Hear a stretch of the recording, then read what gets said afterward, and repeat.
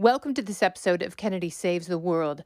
The election and the years that led up to it were a very interesting place for people who had held firm to their beliefs that this country should be a freer place. Because, as we know, freedom feels like it is an objective pursuit, but it turns out it must be subjective because there are so many disagreements surrounding it.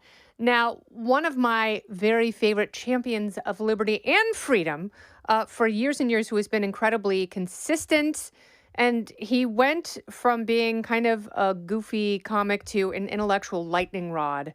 And I have enjoyed every moment of the evolution. Comedian Dave Smith, who's also the host of the Part of the Problem podcast, is here. Dave, it's so nice to see you in this context. And you started off when I first met you as a guy who was very interested in libertarian principles, who also happened to be very funny and a performing comic. What happened that you also became that lightning rod and became a magnet for people's arguments over the last couple of years?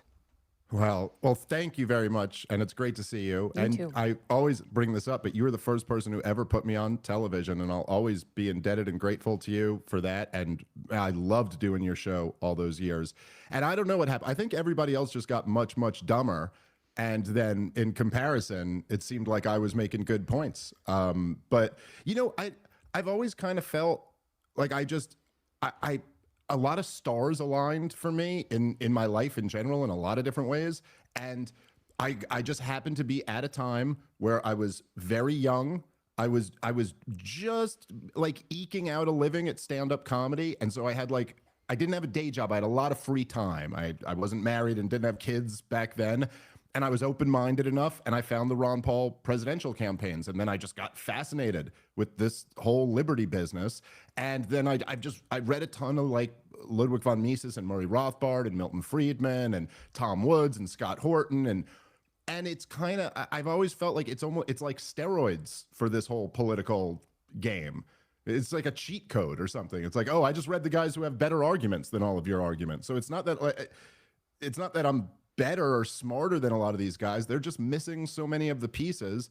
And then I happened to, like, as my profile was raising, it happened to be the time when there was like the rise of podcasts, and podcasts were kind of the perfect format for me. Mm-hmm. So it just kind of all kind of came together at the right time, I guess. But it's been an interesting journey for sure. And do you feel like your views have remained pretty consistent from when you first started talking about libertarian ideas? I mean, there's certainly issues I've changed my mind on. Like what? Immigration Mm-hmm. was a big one. I really, my starting point from immigration was just, I don't want the government doing anything to anybody, and I'm not a bigot. I don't have anything against, people from Mexico or Central America or whatever. And like, my whole thing was like, I just want to reduce the size and scope of government. I don't want to increase this. And I was always very concerned about the kind of unintended consequences and the civil liberties violations which I'm still concerned about, that always come as a result of any government policy. However, I did over the years just come in contact with very good arguments that actually, like open borders in a statist world is very problematic and becomes a rights violation of all of the like domestic population. And don't they get some say in who should be allowed to come in and not of the country? So I changed my mind on that. I changed my mind on abortion after my wife had our first child. Mm-hmm. And there's certain cultural issues that I think just getting older and having kids and stuff, I care more about things that I would have seen as trivial before. I care about our culture being degraded. I don't like that. I don't want, I don't like that every teenage girl on Instagram has you know what I mean? Like, I don't like OnlyFans and thong pictures and stuff like this, because like I got a little girl and I don't want her to see that all over the place. So there are some things where I've changed, but like the core fundamental beliefs, I think I've been consistent on for about 20 years now. Which is essentially that man ought to be free, that government is an instrument of force, and that the more voluntary a society you have, the more moral and the more prosperous it's going to be. So that I've been consistent on the whole time. And I don't think that those, I think that those things can live in the same place.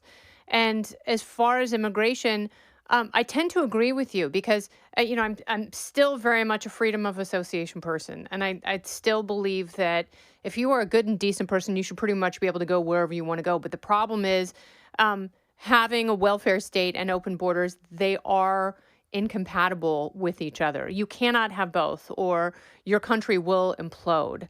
It's simple math. You Yeah. just cannot. It is unsustainable, those two worlds. So there's not going to be any point in the near future where they're going to dismantle the welfare state. So what are you going to do? You look at cities like Chicago and Los Angeles and San Francisco and Portland, and we can list, these known cities that don't have enough resources to go around for, the homeless veterans that live there, let alone the mentally ill, drug addicted homeless. And then you have migrants coming into the country who also need shelter and medical care and school and food and all those things. So there aren't enough resources to go around.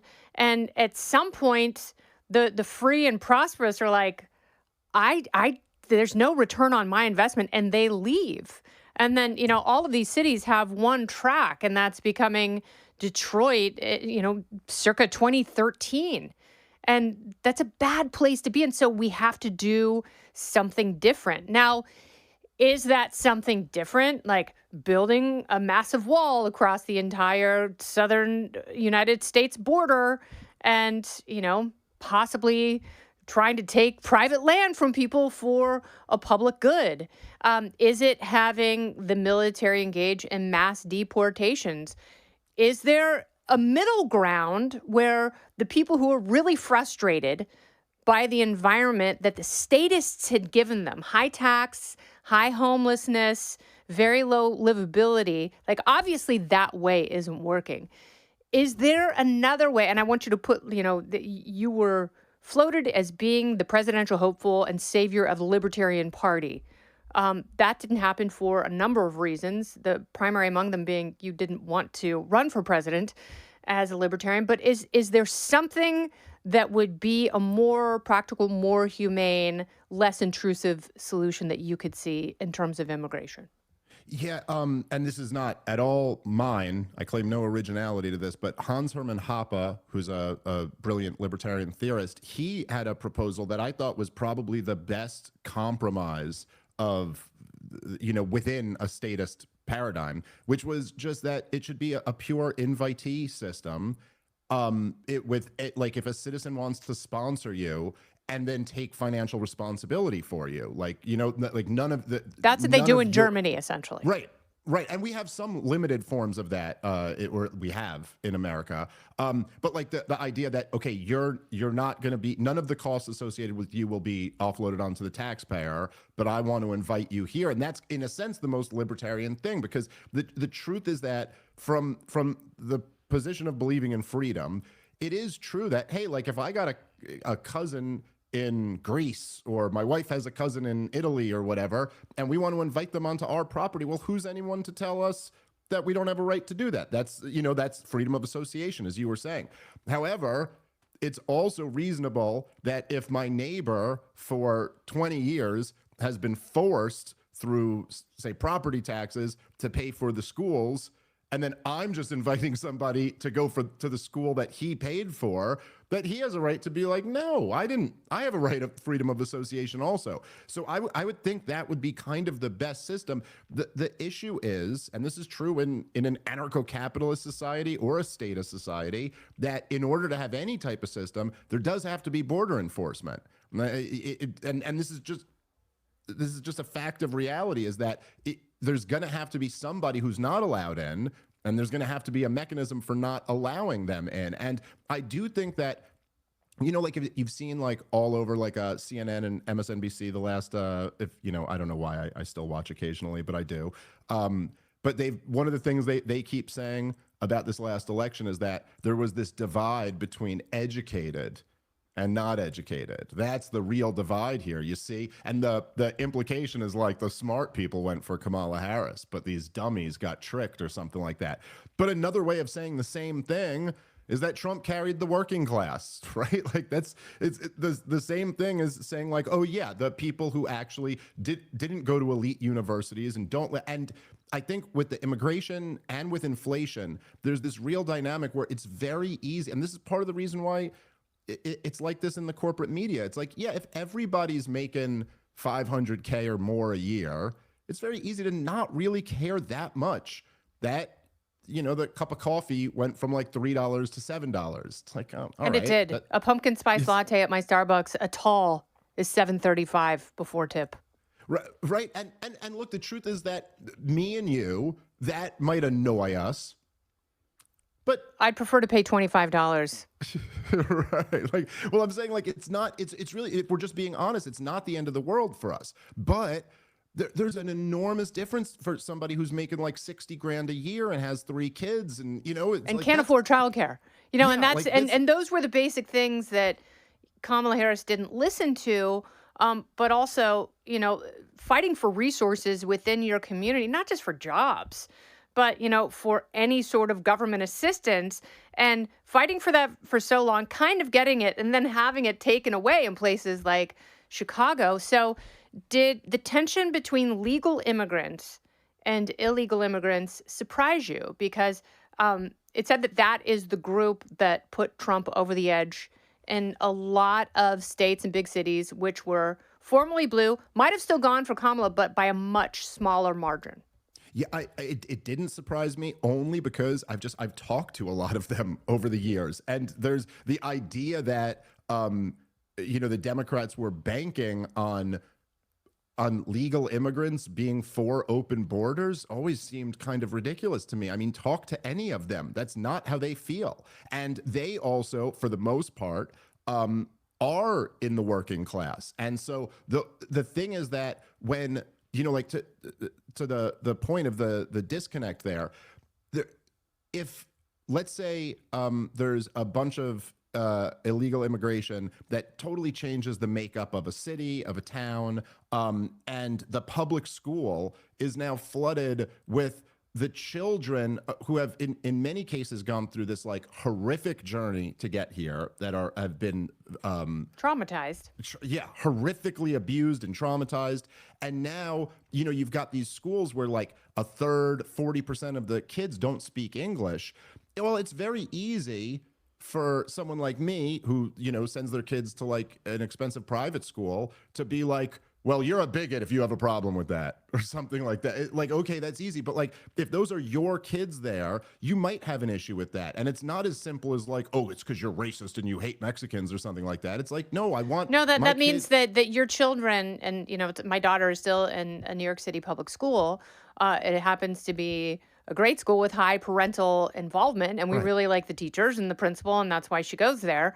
But, if you have 25% of the class that doesn't speak English, that means that you have to bring in teachers who speak Spanish, which, some of the teachers do at her school. Most of them don't. So you have a communication barrier right there. And then I've actually seen kids on the subway by themselves, 10 or 11-year-old boys selling chocolate.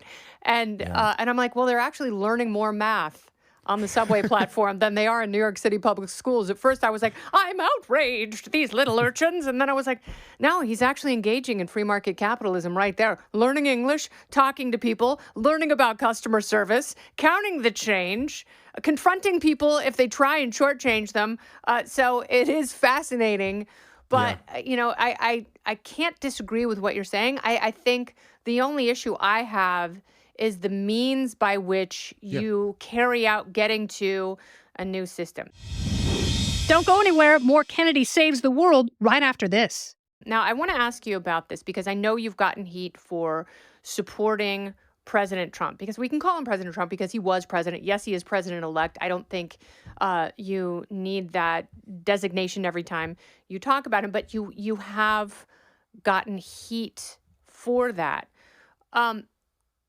I don't know how this party goes forward like this. I think that he is a transformational person, but I don't know that he is creating a transformational system. I think this moment is very important when you are talking about meaningful cost cutting with the Doge administration, which I think is probably the best outpouring of this future administration.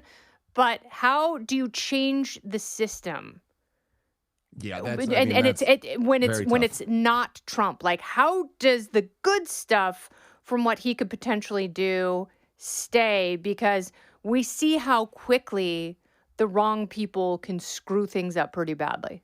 Yeah, 100%. And I've always, I've always been a pretty fierce critic of Donald Trump, and I still am, and I'm going to continue to be. I really and I didn't vote for him in 2016 or 2020. There was something about Did you this vote for Gary election. Johnson and Joe Jorgensen? I did not vote for Joe Jorgensen, I and I did. didn't vote for Gary Johnson in I 2016 did. either. Yeah, it's the Bill Weld on the ticket thing just really bothered me, and I was angry and disgusted. And then Joe Jorgensen with her the anti-racism, I Black Lives know. Matter I stuff. I really just couldn't voted for Spike stand it. Cohen because I love him and I think he's fantastic. Spike is amazing. He was the best thing that came out of that presidential run. So I'm glad they did it. If nothing else, I think it raised his profile, and he's I think one of the absolute best messengers of liberty that's out there. So I'm grateful for that. I kind of felt like in this election cycle, it was Kamala Harris just had to lose. I just think for the country, the Democrats had to take this big L, and for so many reasons, but not just that, not just it was all the COVID stuff, the insanity of which is still continuing to this week with the Ukraine policy. Yes. And then, it was look, Joe Biden, obviously the 25th Amendment should have been invoked a long time ago, and Joe Biden should have been removed from office. But I'm gonna stop you there, Dave. He was running circles around Corinne Jean-Pierre, right. everyone in the White House, including his biting dog, and Kamala Harris. Like, he was so fast and quick, especially in private, where no one, particularly journalists, could ever see him making a coherent statement. He was so quick, and it's shame on those people. And I don't disagree with you. Okay, but here's I want to get your take on this, and you can finish your thought because I know you're going somewhere brilliant. But as you were saying that, I realized Obama's actually smarter than we give him credit for, because he didn't want her to be the nominee because he knew she was going to lose. And she Yep. was also the last best hope of keeping Obama's legacy intact because Joe Biden had already screwed it up. So he knew that she couldn't do it. Joe Biden is actually a bad person. And he's a bad person because he didn't step aside because he was so hungry for power, even though he was incapable of actually leading. And also to put his weight and endorsement behind her, just to stick it to the Obamas, was a really dumb and shady thing to do. Your thoughts? 100%. I mean, all of that's right. But at the same time, it was the Democrats who just all of them, they can be pissed off at Joe Biden now, as they all are, but they're the ones who just blatantly lied to everyone. It was straight out of the Emperor's New Clothes. They're trying to convince you that it's on the level of me trying to convince you that behind closed doors, Chris Christie is ripped. He's in really good shape. I know That's when not you a see fupa, it's muscle. Yeah, no, listen, I know what it looks like on camera, man, and that's crazy. But I'm telling you, when nobody's around and the lights are off, six pack, this dude's shredded, it was something like that. And so then, and look, there is a process for this. He should be removed from office, but what they did was essentially, in effect, a coup. Yes. I mean, to the point that we don't even really know exactly what happened. The whole thing is so shady. If you remember, the day that letter came out, it was a Sunday, and he had his surrogates on the Sunday shows. And they were all saying, enough with this speculation. It's Joe Biden. He's not dropping out. And then this letter He deserves comes a second term. Yeah. It's what part of no do you not understand? And I was like, I remember the Thursday before at the RNC, I was like, man, I guess he's not dropping out, because it was the Mark Halperin column Yes. that came out and was like, Joe Biden is resigning this Sunday. It's a done deal. And they're like, absolutely not. Like, they could not have been more vociferous. Like, his And inner circle, his outer circle, his comms team, everyone was like, you, he's staying. yeah. And then all of a sudden, that drops on Sunday. So what were your thoughts when you read that? Well, so okay, so the Mark Halperin piece, I believe, came out on the Friday, and No, he that was said Thursday. That was it was at Thursday. the I'm sorry. RNC. So it was that's right. The It was, night Trump was speaking, almost to right. try and steal his thunder and throw him That's off. right. That's right. So now in that piece, what was really interesting is that clearly he had sources that were giving him good information because he said the resignation letter is being drafted, and that it is very bizarre that that's the way it was done. I mean, like the sitting president of the United States of America, a few weeks before the Democratic National Convention, decides he's not seeking the nomination, which he's already won in the primary, and that doesn't come in the form of an address to the nation. And they could say he had COVID or whatever, but come on, throw on a mask that you pretended works for 3 years. Like, what are you talking? This is the president should talk to the American people. Oh, about I forgot that they said he decision. had COVID. That's right. Like, we have to Right. sequester him. He has COVID. This Yeah. is very serious. Oh, it was all so shady. And so, but in Mark Halperin's piece, which clearly he had some good information, but he said it was going to be thrown to an open contested convention. And so then the letter comes out exactly as Mark Halperin had told you, but then a subsequent tweet comes out where he endorses Kamala Harris. So, like, who knows? Who knows if Joe Biden wrote that letter? Who knows if Joe Biden He didn't write posted that letter. tweet? Do He absolutely you think posted Joe that Biden tweet. knows that? He did not write the letter. He was so mad about that. The whole thing Yeah. was taken away from him.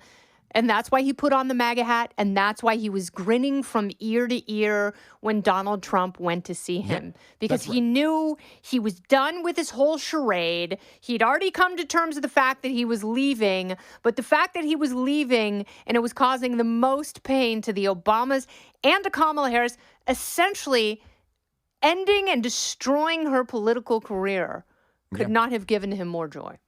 But then for like just to go through the whole thing of the media pretending he's sharp as a tack, and then as soon as you have that debate performance, they all turn on him And then when surprise, they're like, stuck- oh my God, what Yeah. happened? like it was, yeah, They've it's been just hiding unbelievable. this from us. It's like, you were the ones who were doing the hiding. And then when he sticks them with Kamala Harris, they all start pretending that she's joy and she's this phenomenon and she's like Obama and it was just like, you just can't lie this much. You know, Trump's rally in Madison Square Garden was a Nazi rally. Well, that's and, what it was. you It know, was they looked at the Nazi footage from 1938 or 39, whenever it was, and they're like, well, that's it. He copied it word for word. He essentially just had the speech translated on Google Translate, and he gave it. That's all he did because he's a big Nazi, and It's no just one wants to too- vote for a Nazi except for Columbia students. You know, yeah, and like, look, they always lie. I mean, there's always propaganda. That's how this game works. But the propaganda is just so bad. It's like, I mean, at least when they were telling you Saddam had weapons of mass destruction and he was in on 9/11, you know, like right after 9/11, if you heard that, you might be like, well, okay. I mean, Yeah, then I makes guess we sense. got to go do That's- something checks out. about him. But this was just like, what? And the crazy thing that happened, and this is why it's so great that Trump won, even though I agree with everything you said, and I don't know what's going to come of this administration, but it's kind of like, to me, I know I've heard the stories of when the Pope visited the Soviet Union.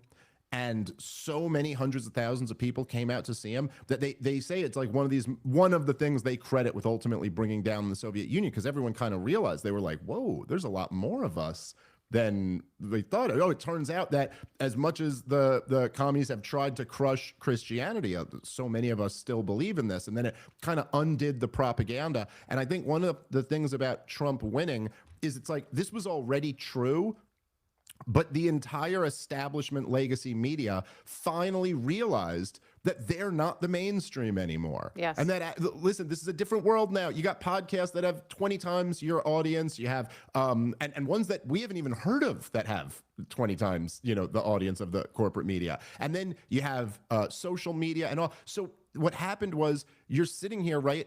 And they're going to tell you on CNN there's maybe like a couple 100,000 people listening, and they're telling you that Tony Hinchcliffe was a speaker who made a comment at Donald Trump's rally. And then when you go online, there's like a million clips of Tony's act, and they've got like, this one has 3 million views, this one has 12 million views, this one has 700,000 views, this one. So many more people are seeing the actual thing. And then the people who are watching CNN are also watching this, and they're like, They're you're comparing. lying to me. Yes. I can see right here that you're lying to anyone can recognize that this is an insult comic. Just blast it. Now, you could feel however you feel about having a Don Rickles act open for a political event. Maybe that's not the best move, but don't tell me that a speaker at Trump's rally got up there and said, you know, we're going to lower taxes and Puerto Ricans are garbage. Yeah. You know, like that was just like, But that was the abstraction on CNN. And James Carville was like, well, there's 250,000 Puerto Ricans voting in Michigan, so Trump has just done gone and lost himself the Wolverine state. And it's like, I don't think that's true. I don't think people are that stupid. Like, they know that Trump didn't say it. His campaign came out like, yeah, I don't know why we booked the guy. That was really dumb on our part. And, you know, Donald Trump certainly doesn't believe that. He obviously loves the burrito bowl at Trump Tower. And it wasn't the case. Right.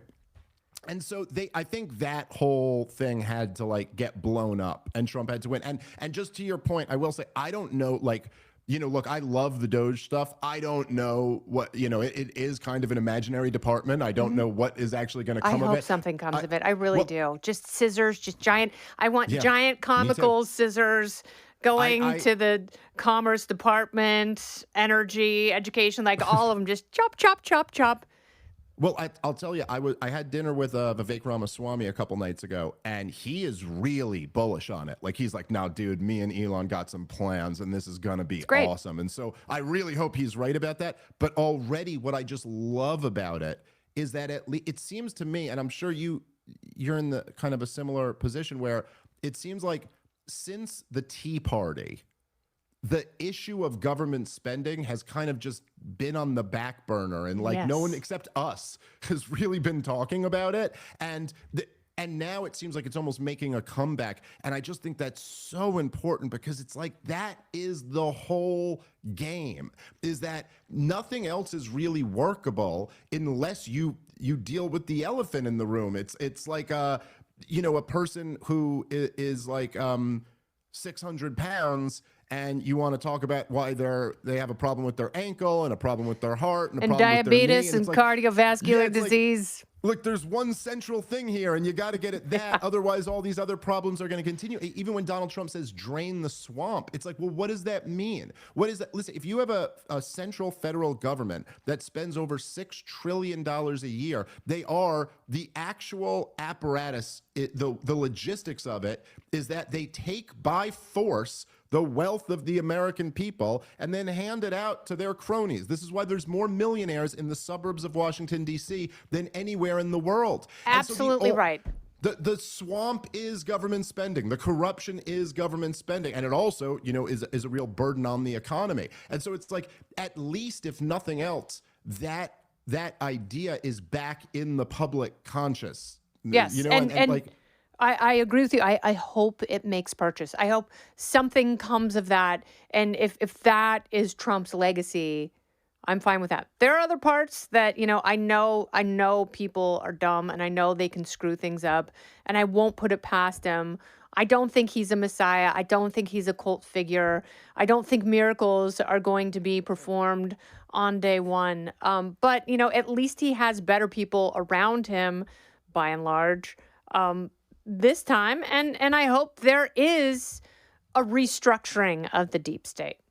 Oh, what I couldn't agree with you more on all of those things. And so, you know, it's like I completely agree with you. He's not a messiah, but I also at this point I have a very realistic bar here, you know, and so like if he can just kind of like have some more deregulation in the energy sector, if he can end the war in Ukraine, if he can get the immigration, you know, crisis under control, that's enough for me. I'm like, put him on Mount Rushmore. That's fine. That's, you know, if you could just do that, that would be great. And yeah, like you said, like, there's an opportunity with Trump that I couldn't see with anyone else, where maybe we actually do. He was so burned by the deep state that maybe we actually do get a little bit of accountability in there. Maybe we do get a little bit of restructuring. He's not going to work miracles. I don't expect that at all. But he's got an opportunity to maybe do some real good for the country. And that was enough for me to be pulled off of my libertarian couch and go, all right, I'll throw my support behind him this time. And then I'll immediately start criticizing him again when he does anything that I think is bad, like giving the State Department to Marco Rubio.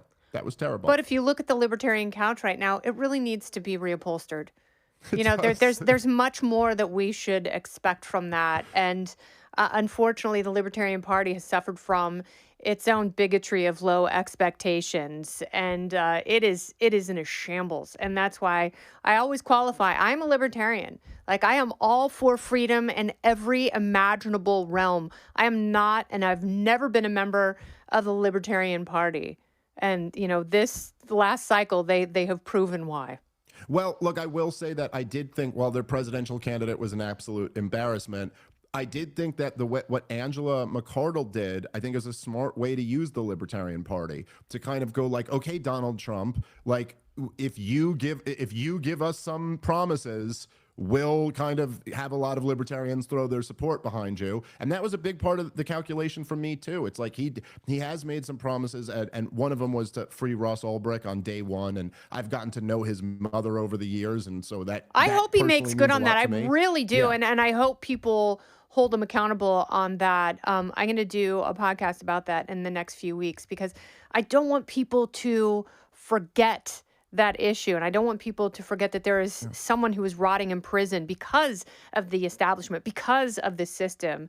And it is a great injustice that we will revisit. Dave, thank you so much for your time.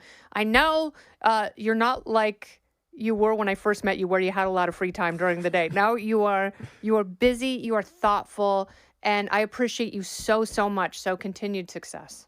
I adore you, Kennedy. Anytime you want to have me on, I'm happy to come on. My favorite lightning rod. This has been Kennedy Saves the World, along with Dave Smith. I'm Kennedy. Listen ad-free with a Fox News Podcast Plus subscription on Apple Podcasts, and Amazon Prime members can listen to this show ad-free on the Amazon Music app. Oh, go ahead and leave me a review while you're there. I'd love to hear what you have to say. You've been listening to Kennedy Saves the World on the Fox News Podcast Network.